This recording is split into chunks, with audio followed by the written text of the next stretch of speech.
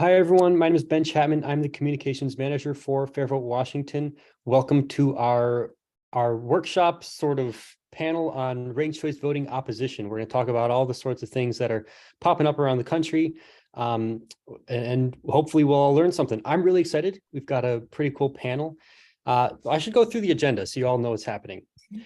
We're going to have a quick introduction of our new organizer, Carrie, who's here, and you'll get to meet her. Stephanie is going to give you a quick wrap up of the legislative session. We are still in the legislative session of 2023, and there's still a bunch of interesting stuff happening. So Steph will tell you what's going on there. Then we'll go into our panel. Our panel will have Will, Kit, and Stephanie talk about opposition to ranked choice voting, things they hear, sort of a what do you say when somebody says this type panel.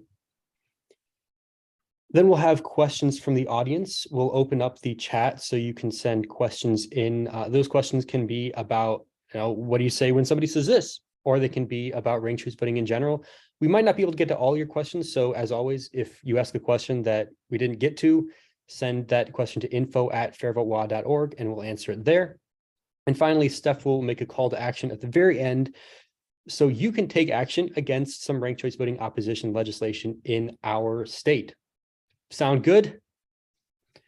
Let's get started. So first, I'd like to invite Carrie to introduce herself. Go for it, Carrie. Thank you. Hi, everyone. It's great to be with you tonight. My name is Carrie. I use she and her pronouns, and I am super thrilled to be a new organizer with FairVote Washington. My ranked choice voting story begins back in 2017, following our big election in 2016. I got to work in local politics, and my candidate actually won because of ranked choice voting, and he unseated a 20-year incumbent whose mother had the seat the 20 to 30 years prior.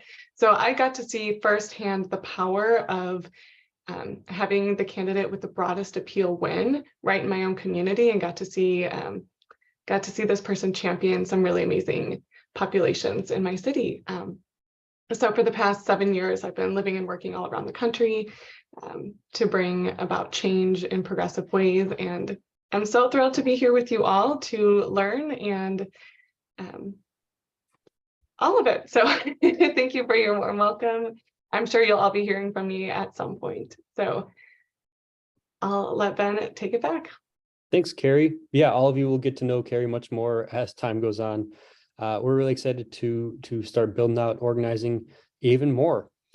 Next, I want to hand it over to Stephanie to talk about where we are at in the legislative session and what's going on with our bill and other bills. Hey, everybody. Yes, my name is Steph Houghton. I use she, her pronouns. I'm the managing director for FairVote Washington, and I've been overseeing our legislative session. So this year, we focused on the presidential primaries bill, which was a bill to use ranked choice voting when it comes to our presidential primaries here in Washington. We think that this bill has a lot of potential here because in 2020, the last time there was a competitive Democratic primary, a quarter of ballots that were cast by folks for the Democratic primary were actually not able to be attributed to a candidate because that particular candidate had dropped out. So ranked choice voting would have solved that problem. And we were hoping that we would get it through this year in time for the 2024 primary. Unfortunately, our bill has been paused, I will say, in the policy committee in the House. So a couple of really quick facts. One, our bill was sponsored by Representative Charlotte Mena. She's down here in Pierce County with me, but she also had 20 co-sponsors helping her out on this bill, and it didn't get a hearing. So we are really looking forward to working hard over the next couple of months and over the summer and right up until January next year to make sure that legislators know that, it's not just Representative Mena and her 20 closest friends. It's Representative Mena and a whole bunch of leadership right here on the ground in Washington state. So the pushback that we've gotten this particular year is much like the pushback that we've gotten in previous years when it comes to ranked choice voting. And I'm really looking forward to talking through today a couple of those talking points that we hear a lot. And they are true. You hear the same talking points, whether you're talking to legislators, whether you're talking to family members. And that was definitely what we found this year in the legislature. So right now, there is not a ranked choice voting bill for presidential primaries that can move forward in 2023, but we are ready to go in 2024. We're in the middle of a biennium. So we'll be ready to go. Same bill, same co-sponsors in January of next year. I'm going to talk a little bit more about this later, but we are still working really hard in the legislature, and not just on House Bill 1592, the presidential primaries bill, but we're also working really hard on Senate Bill 5378, which is a bill that is effectively an anti-ranked choice voting bill. So we're working really hard to stop that bill from moving out of the Senate. And I'm looking forward to talking more about that. I don't want to get too far ahead of ourselves, but that's the legislative update from me. Thanks, Ben. Thank you, Stephanie. I'm really excited for this next panel. We have 83 people here. I don't think I've been on a Zoom call that big for FairVote Washington, at least recently. So it is so great to see all these folks here. And people keep coming in, so we could hit 100. Now we're going to go on to the panel. So this panel we put together, we've got folks who have very different types of people they talk to, but many of these people have heard many of the same questions over and over. So you're going to get to hear how they answer the questions they get on a regular basis. I'd like to have them each introduce themselves, starting with Will Mantell. Hi, folks. My name is Will Mantell. He, him. I am the press secretary and interim communications director with the FairVote National Organization. I am coming to you from the other Washington, D.C. I've lived previously in Philly and New York, so kind of up and down the Eastern Seaboard. And in my role as press secretary, I lead our media relations. And so I'm having a lot of conversations with reporters and trying to get the word out about ranked choice voting, and also address some common misconceptions about ranked choice voting. So I'm very excited to be with y'all, and thanks for joining. Thanks, Will. And Kit. Hi, I'm Kit Muehlman. I'm from Bellingham, Washington. I started with ranked choice voting several years ago when I noticed politics was so ugly. I've never been very politically active, but it was keeping me awake at night. And then I remembered my brother telling me about ranked choice voting, and I saw what a big difference that could make in our politics and how it could change things at a systemic level. And I, at that point, just committed to bringing ranked choice voting to Washington, and it gives me hope. And I mean, we all need hope. So I organize a lot of the Zoom presentations for FairVote Washington. And so I talk to people several times a month on Zoom. Those people are all generally in favor of ranked choice voting, but I also go out to festivals and farmers markets. So I see a lot of general public that way. For sure. Thanks, Kit. And Stephanie. Hi again.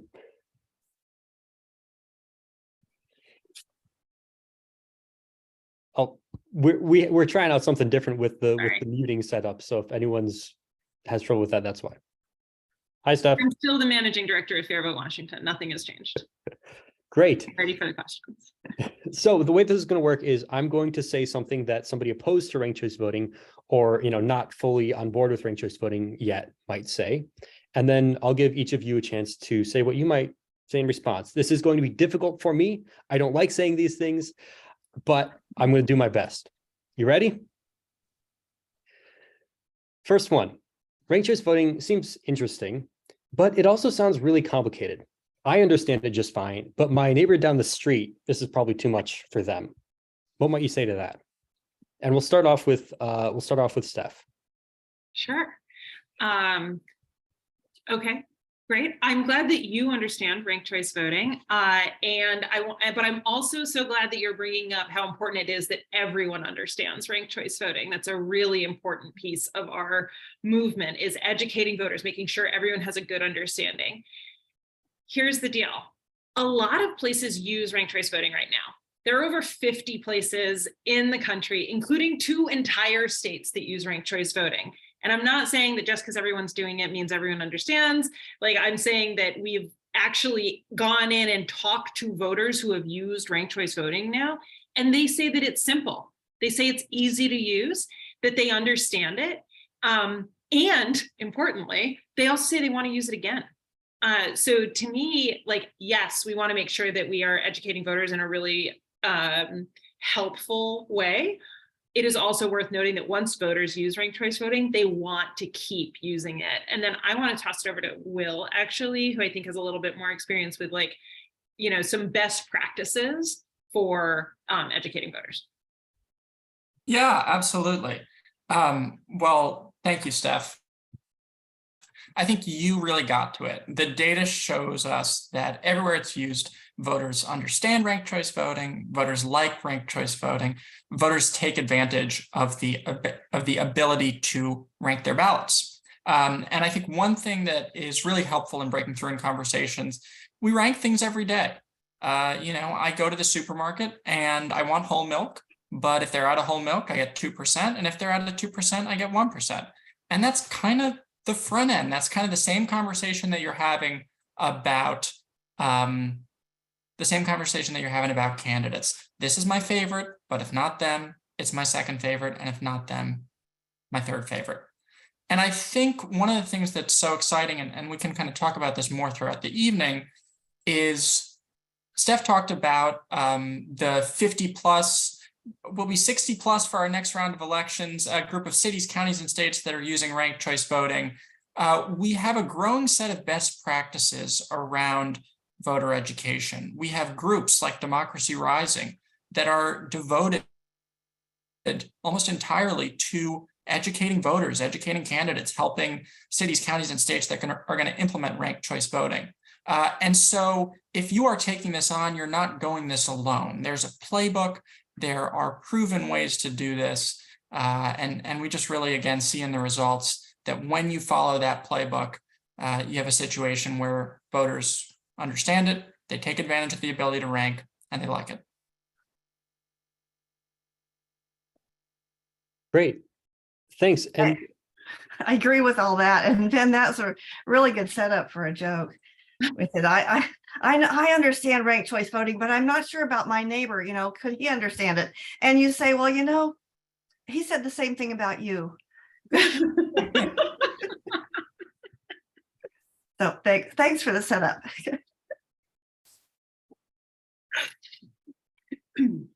that's a good one. Thank you, I Kim. can't remember that one. Yeah.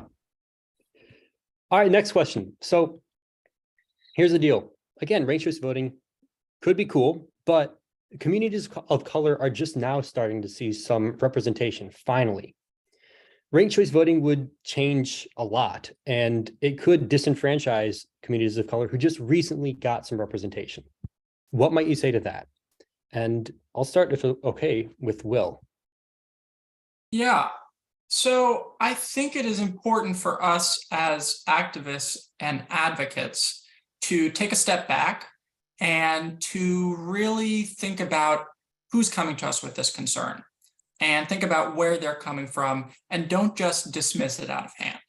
And so this is a really valid concern from communities of color that have fought so hard for voting rights and don't want to go backwards.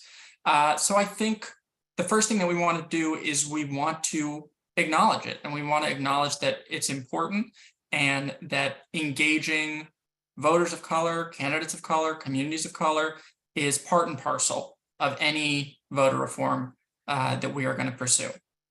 I think the next step is to kind of talk about, again, what we see has been proven in practice when ranked choice voting has been used across the country. We see that more people of color run for office, we see that more people of color win. And I'm always a fan of using examples. People may not follow, 53% of offices went to people of color, but they may follow specific examples. So in Minneapolis and in Salt Lake City, you have city councils that are majority people of color that were elected using ranked choice voting.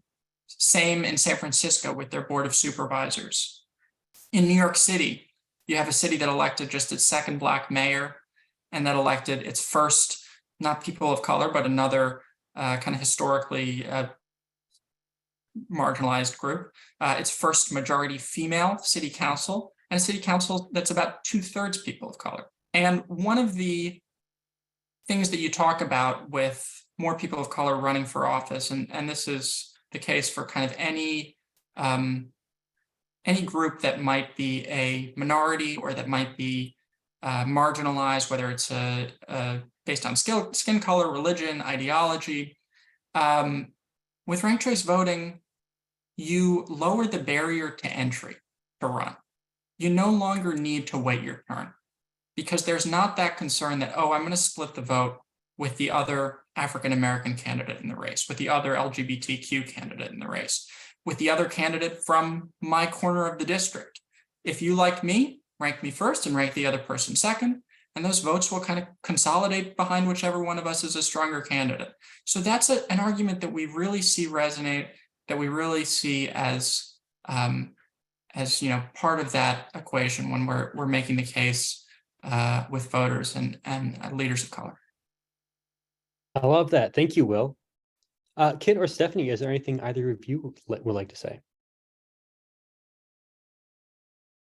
I can say that in addition to the number of first of all, like Will said everything I was going to say. So the only thing I will add is that the piece of legislation that I referred to earlier has been endorsed and supported by over a dozen groups here in Washington that are led by people of color. This movement is being led by like our very close allies and friends in those communities, and they are like, I mean, we work with them every day. So I am really excited about all of those community groups, and that we are definitely taking that into more than consideration here in Washington. Great. Anything you'd like to add, Kit? No, thanks. Awesome. Thank you. Thank you all for those answers. Those are great. I will add that we'll have some time for Q&A after using the chat feature. So just hold on your questions if you can until then, and then we'll look into the chat for questions when it's time for that.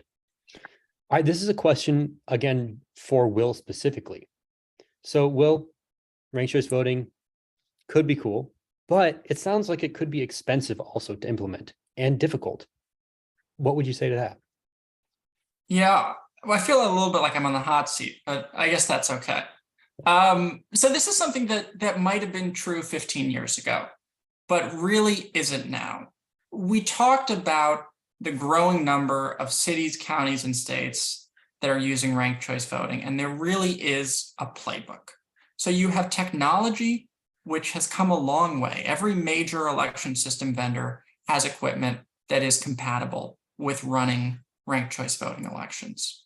You have organizations, you have an election administrators community, you have a set of best practices that didn't exist a decade or 15 years ago, but that is now there to support any jurisdiction that is considering using ranked choice voting. There's an organization, many of you are probably familiar, the Ranked Choice Voting Resource Center, that exists solely to help election administrators who are implementing or thinking about implementing ranked choice voting. And then I would say, look at examples. Again, talk about the power of example. The state of Alaska is the geographically largest state.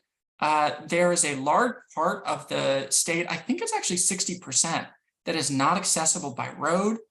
They have large numbers of military overseas voters who are sending in their ballots from very far away.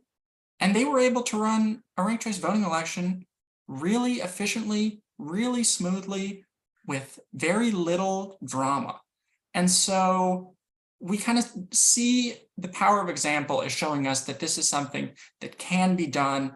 On the cost front, you can actually save money with ranked choice voting if you're consolidating 2 rounds of elections into 1 round. That's what we see in a lot of city elections. I think that might be something that Washington cities might be interested in if and when it's allowed.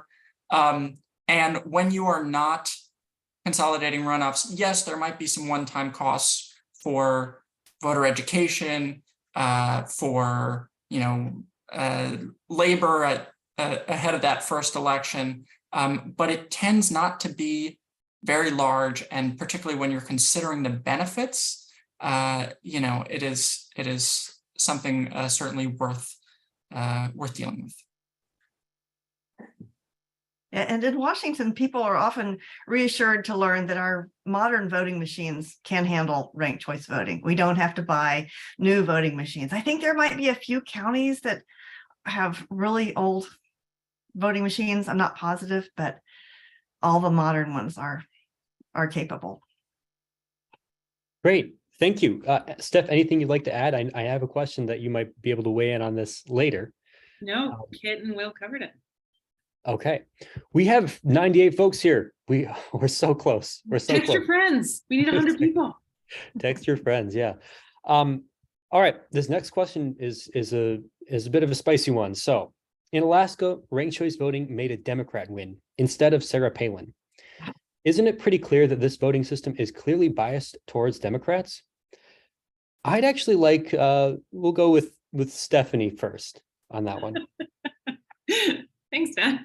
I would first point out that yes, a Democrat won the congressional seat that was up this year. Oh my gosh, my dog is about to start barking. I'm so sorry.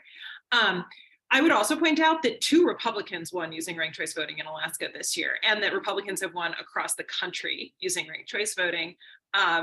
Senator Lisa Murkowski was reelected this year, in the most recent election using ranked choice voting. So I think what the Sarah Palin, Mary Peltola story tells us is that, in fact, ranked choice voting enabled voters to vote for a candidate, and they didn't have to worry about the party. This was not a situation where they had to say, like, well, I guess I got to go for a Republican because I like the Republican Party, even though I don't really care for this particular candidate. Sarah Palin, Governor Palin, personally unpopular in Alaska. I have no comment on that, but those are the numbers, right? Mary Peltola's victory was because she spoke to Alaskans about policies that they cared about. That's how you win a ranked choice voting election. You talk about policy. And I would imagine also not leaving your job to become a reality TV star would help too, if Palin's looking for any sort of advice. But to me, it was not an indication of that at all. I think we see Republicans, Democrats, people who don't belong to either party experiencing victories using ranked choice voting. This is the word nonpartisan is the right word, and I would encourage people to think of ranked choice voting in a truly nonpartisan, no party's way. Yeah. And I'll say that I've heard this complaint come from both sides. It's like, oh, if the other party supports it, I don't want any piece of it. If it elected this person who I don't support, then it's clearly a bad voting system. So it comes from all angles. Kit, is there anything you'd like to add? I'd love to hear your perspective. If you hear people questioning whether ranked choice voting is a partisan ploy in any way in your presentations. Well, I tell them it's the voting method that's the least partisan that we know of, that's the least able to be manipulated by one party or the other. And people can, think about that.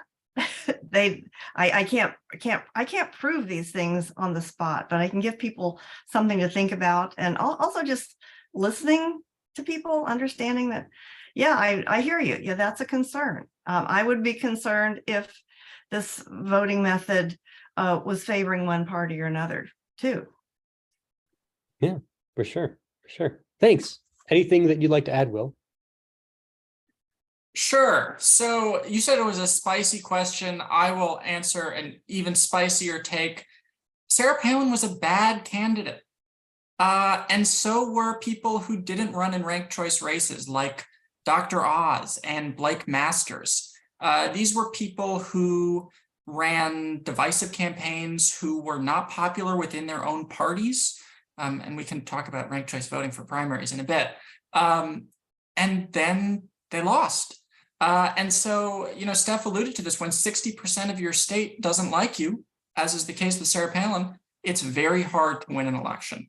And again, I think if you go into the numbers, you see this tremendous diversity and kind of independence of Alaska. And I think Jason Gren is here tonight. So thanks, Jason, for joining. And Jason's the Alaska expert. But you see a conservative Republican, you see a moderate Republican, you see a moderate Democrat. You see a couple of Republicans who had come from behind wins in the Alaska House, where they were, second when it was, just first choices. And then they were able to consolidate votes using ranked choice voting. So there's, it's easier to blame a new voting system than a not so good candidate. Yeah. Thanks. Moral of the story is it seems like ranked choice voting just elects popular candidates, which works for me. I've got a question here specifically for Stephanie. It's a Washington specific question. So Steph, Pierce County tried ranked choice voting and they repealed it. Why are you pushing for ranked choice voting now when it failed in Pierce County? Okay. I mean, you warned me the other question was going to be spicy. This is the spiciest question, and it is very Washington specific. Here's what I'll say about this. Pierce County was a while ago. And when I say a while ago, I'm not exaggerating. It was in 2008, I think. We have come so far. Our politics have come so far. And I will also say that Pierce County, the election results didn't work out for Pierce County. But election results don't work out often. Like this is still going to be a democracy. People are still going to elect people that maybe even I don't like. Here's what I want to say about Pierce County that could have been made better by technology that we have today. We didn't have iPhones, or at least I didn't. I didn't have an iPhone. I don't want to speak for everyone. I know that now I'm on the West Coast, everyone has iPhones all the time, but I didn't have an iPhone in 2008. They were not ubiquitous. This sort of way that we've talked about educating voters, that is not something that existed. We are here in 2023. We don't need to reinvent the wheel. Yes, there are some things that we can learn from Pierce County, but what we don't want to walk away from Pierce County with is the idea that ranked choice voting is bad. That's not the case. We need to educate our voters. We need to, and we have the ability to educate our voters now in a way that we just didn't have it then. I think that, to me, bringing up Pierce County at this point is a little bit disingenuous. And I don't want to say that I don't take seriously those concerns. They were serious concerns. But at this point, we've come so far that I think the conversation really needs to be about how can we talk about empowering voters? And I will also say that ranked choice voting has been implemented by many places since 2008, and we get to use their work. We get to say this worked really well, and this worked really well. This education worked, this ballot form worked. We don't have to reinvent the wheel here, and we shouldn't. Great, thank you. Yes, Kit, please. Yes. So I want to say, every time that ranked choice voting gets passed somewhere, gets used somewhere, opposition comes up. And so that happened in Pierce County. The election elected consensus candidates. There we go. Okay. So the Pierce County election worked well because it elected consensus candidates. One of these consensus candidates was incompetent and was recalled. But unfortunately, any election method can elect an incompetent candidate. After 2 years, after a year and a half, there were the forces trying to repeal ranked choice voting in Pierce County for their own reasons. And this was also when Washington State went to the top 2 primary. And Pierce County thought, well, we'll just go with the rest of the state for the top 2 primary, and that will solve the problem. Of course, it doesn't. But so, and then also what Stephanie said. Yeah. Yeah. All right. I'm so excited for this next question. So this is for all 3 of you. When you talk to your family members about ranked choice voting, which I'm sure you all do, what are some of the questions you hear from them, and how do you answer them? I'll leave, anyone can go first, whoever answers first. I can go first. I talked to my family about ranked choice voting. I actually started talking to them about ranked choice voting years ago when I was working on a campaign where there were 13 candidates and no one was going to get 50%. No, like that wasn't going to happen in the first round. And so that's when I started. So they're over it. I did, when I started ranked choice voting, I also was dating someone who I'm still dating, and he was like, I've never heard of this. This sounds very confusing. I don't even like voting that much. Why would I do this? And I just sort of said, look, ranking your candidates is easy as 1, 2, 3. And then you will see when you're talking to your family, when you're talking to your friends, ranking opportunities, like Will said, come up all the time. Like, oh, well, which one of these would you rather? Well, there are 3 options. Okay, great. Why don't you rank which ones you would, why don't you just rank those? Great. You have now ranked candidates for whatever it is that you're trying to accomplish. Ice cream, cake, milk, whatever the case may be. And now I will say that I have just sort of, that this is effective for when you are talking to people you see pretty regularly. It's less effective if you just like encounter someone for a one-up. But now we've gotten to the point where if something happens on TV or there is some sort of disagreement, I can now turn to him and say, you know, what to solve this problem? And he will say, it's probably ranked choice voting. So it is possible, and it's just a matter of taking an, for me and for him, it was a matter of like taking an example from real life and saying like, this is how you do it. Well, they're out of strawberry ice cream. We're not going to get that. What would you like instead? I love that. Thanks. Kit or Will? Well, my family is easy. My family told me about ranked choice voting.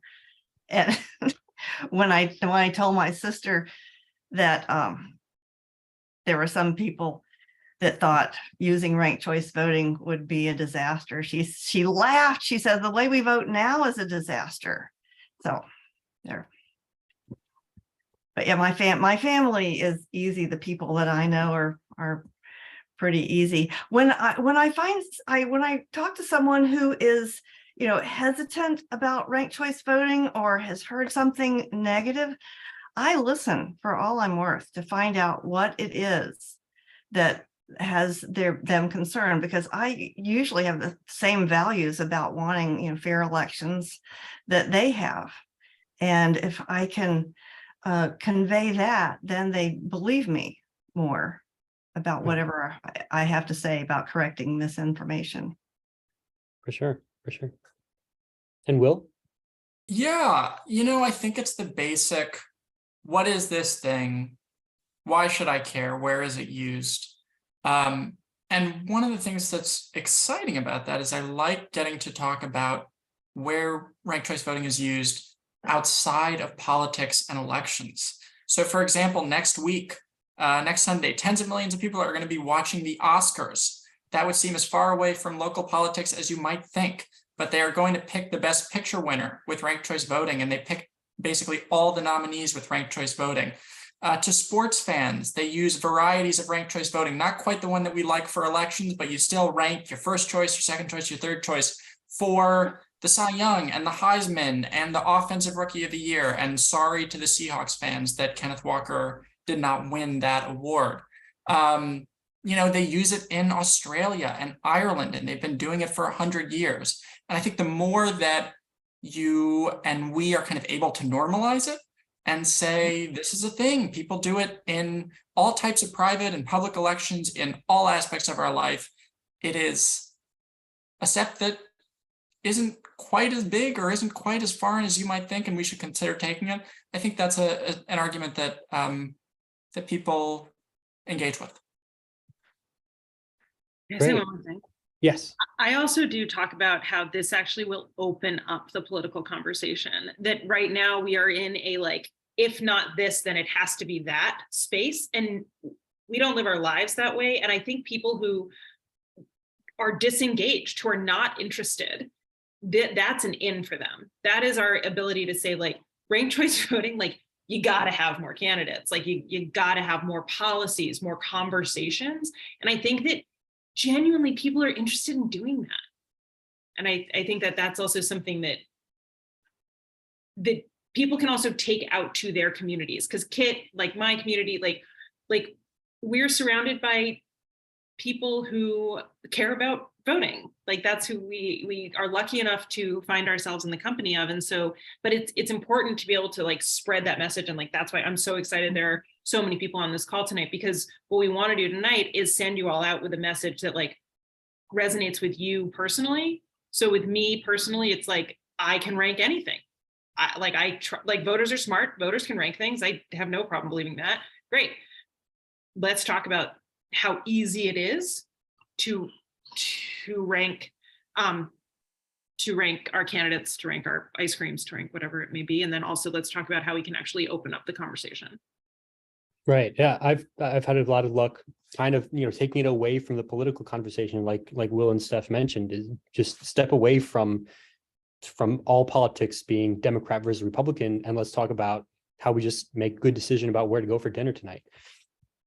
My personal story is I talk to my grandparents, who are all just such kind people. And what they're tired of is seeing negative ads all the time. And so I explained to them, hey, ranked choice voting, this is what it's going to do. It's going to change. It's going to move us away from negative campaigns and get people talking about issues. And my grandmother will now, every once in a while, I'll get some mail from her. And in that mail will be a cutout clipping from the Chicago Tribune, where she saw they mentioned ranked choice voting. And she'll send it along and say, hey, I saw this in the newspaper. I thought you might like to see it. And also shout out to the folks from FairVote, Illinois here, who are doing a lot of great work out there in Illinois. It's really exciting to see all that happening. So now I'm going to ask if we can open the chat. I think one of our team members can open the chat for you to ask questions. And so you can put those questions in the chat and we'll get to them. But we have one final question planned for the panelists. And that is, in your advocacy around ranked choice voting, what is one tip you learned the hard way? And Will, if you're okay with starting, I'd love to send that to you first. Sure. Know your audience. I'll use one of my stories, and I'll use one that I've cribbed, and I'll try to be quick. So I once got into a conversation with a proponent of another alternative voting method, and it kind of started, and we were kind of talking about the benefits of our respective methods. And I was trying to be friendly, and then I realized he wasn't going to stop trying to win the argument.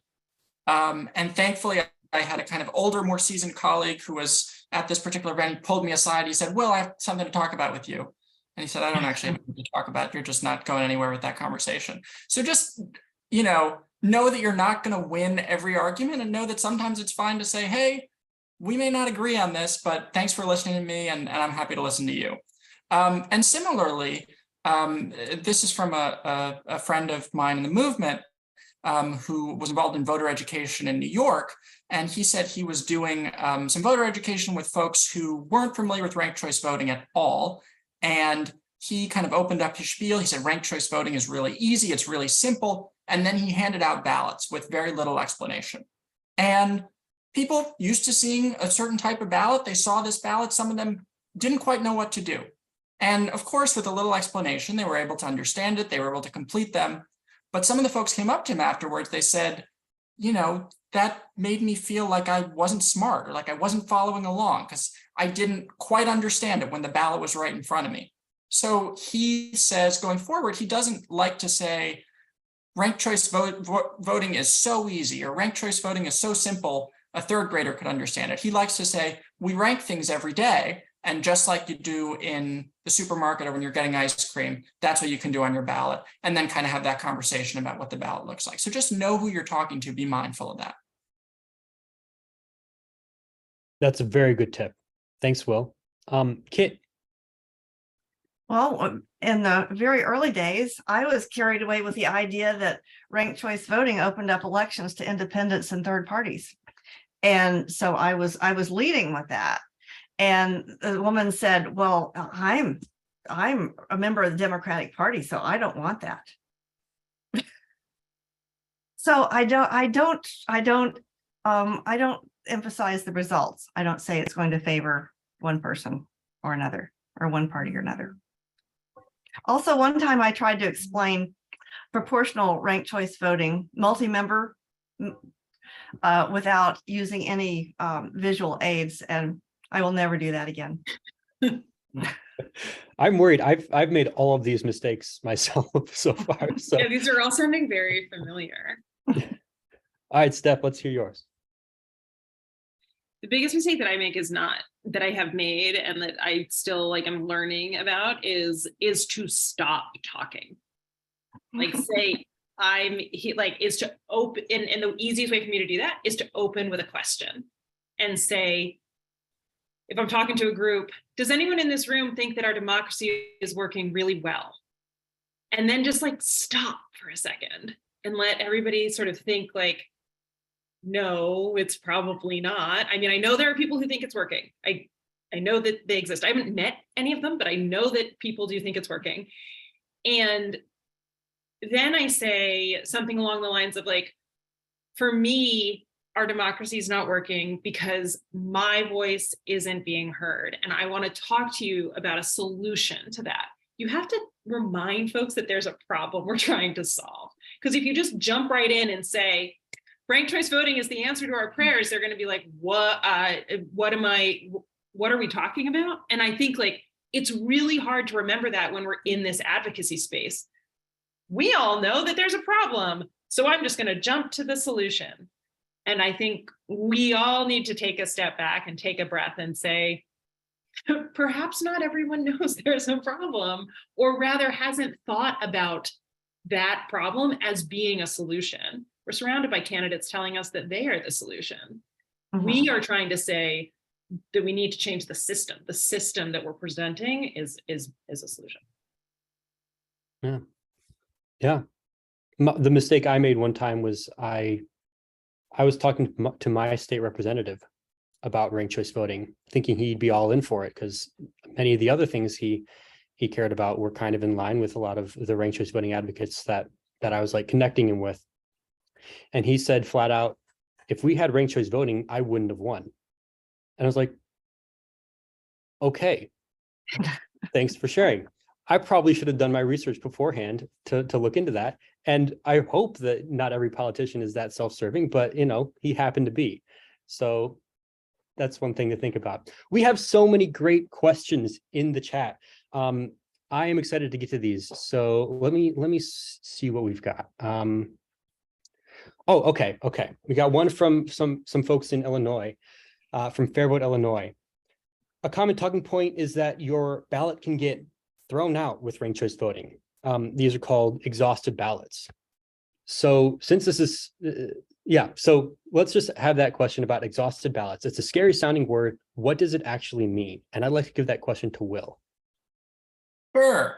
So inactive ballots are what happens when voters decide not to rank every candidate on the ballot. And when the final round is between two candidates that they didn't rank. Voters have the freedom to rank as many candidates as they want, sometimes within a ranking limit. And at least in this country, they're never forced to rank all candidates. They may not have a preference between two candidates. I talked about going to the supermarket and getting milk earlier. If I don't like whole, or if there's no whole, I'll get 2%. If there's no 2%, I'll get 1%. I don't really care between soy and almond. They're both fine. but I am not going to express a preference between the two of them. And it's reasonable to think that sometimes voters might not express a preference between 2 or 3 particular candidates. I think this whole conversation about inactive ballots, though, is a bit of a red herring. And I want to kind of like piggyback off of what Steph was saying about what are we solving for? And with ranked choice voting, we're trying to give our votes more power. And we're trying to make that vote go farther, make every voter's voice heard. And so what are we comparing it to?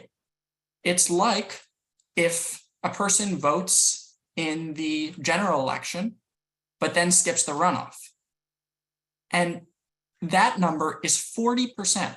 40% of people who turn out for general elections then don't go out for the pursuing runoff. It's also comparable to when you have a vote for a minor candidate or a third party or an independent candidate in a single choice election, in that those voters who choose those candidates don't contribute to the decision between, which of the 2 front runners is actually going to win the race. So for example, going way back to 1992, you have Bill Clinton and George Bush, each with about 40% of the vote, and you have Ross Perot with about 20% of the vote. And so 20% of people just didn't have a say in that decisive election between Clinton and Bush, and that decisive choice between Clinton and Bush. Now, it's possible that a lot of Perot voters really hated both of them. And it's possible that if you gave all the Perot voters a second choice, that, still 5 or 7 or 8% of them would have just said, nope, let my ballot go inactive. I don't want my vote to count for either of them. But that 5 or 7 or 8 is a lot lower than the 20 who actually voted for him. So let's compare it to what we're actually talking about. I think that's a great answer. Yeah, fundamentally, ranked choice voting, it just gives you the option to express your voice more fully if you're into that. Great. So I had another great question in the chat. Oh, yes. From Stephen from Ferndale asks, a city council member said something like, ranked choice voting seems okay, but I don't think our local politics are that bad. Why would we need ranked choice voting? So the question is, hey, things are going fine here. Why do we need to change? Stephanie, would you like to take that one? Sure. I'm so glad that we know someone who thinks everything is fine. I think what I would say to that is that ranked choice voting has the ability to improve our system. So even if you're looking at a system and you're saying like, this looks great, I would challenge you to find out how many folks are voting in your municipal elections. And people don't feel like those votes matter. Ranked choice voting makes people feel like their votes matter. Let's increase participation with our ranked choice voting ballots by using our, ranked choice voting ballots. So for me, I would push back a little bit on the like everything is fine here, and turn and look at like, okay, who might not be represented at this table? And it might be like a lot of voters, or it might be certain voices that are just not being heard. But ranked choice voting really does improve the system. It allows people, it empowers voters to vote with, like Ben said, like vote with their whole selves. So I would say even at the level of municipal, state government, all the way up to federal government, like ranked choice voting has the ability to encourage people to participate more, and that's what we're here for. That's what democracy is for. Great. Thanks, Steph. I've got a question from Lenice. Let me make sure I'm reading this right. Okay. Oh, wait. No, this is a question from Cynthia. So runoffs are actually good, or primaries are good because they force candidates to work for it. It kind of pushes candidates through a long process. So why should we combine the primary and general election then? That's to anyone. Will, do you want to go first? To hear from the most people, to save taxpayer money, and to have a less negative campaign. a 6-week or 8-week, or in Texas, they even do 3-month runoff between two candidates, is just an opportunity for them to go into full-on attack mode against each other. Whereas with ranked choice voting, you are rewarded for getting those second and third choice, shows of support from voters who may be ranking your rival first. I think, yeah, Kit. I think it might be muted. I'd like to say something. Oh, there we go. So if you talk to the people in Georgia, I think you'll find that they don't really enjoy that long runoff period. And I'd love to see the candidates spend their energy governing and making a difference than campaigning. So. I'll jump in with one more thing to build off what Kit said. In the runoff period in 2020, 2021, where they elected Senator Warnock and Senator Ossoff in Georgia, they spent $500 million on campaign ads just for the runoff, just in those 2 months. So imagine what that money could go towards, other than a barrage of negative campaign ads. Yeah. Yeah, and it forces candidates, if they want to make it to the general election or through to the runoff, you just have to be able to fundraise a ton of money. And so it's just a lot of money down the drain. All right, one final question before we have so many great questions. I'm sorry we can't get to all of them. We've written a lot of them down, but if you want to make sure your question gets answered, please do email info@fairvotewa.org, because there really are so many great questions. We also got a question for Jason Gren from Alaska, and that's just reinforcing that we should probably do a roadmap soon with Jason. Really excited for that one. The final question, which is going to lead into our final segment of this webinar, is why are we hearing some pushback from Secretary of State Steve Hobbs? And I'll put that one to Stephanie.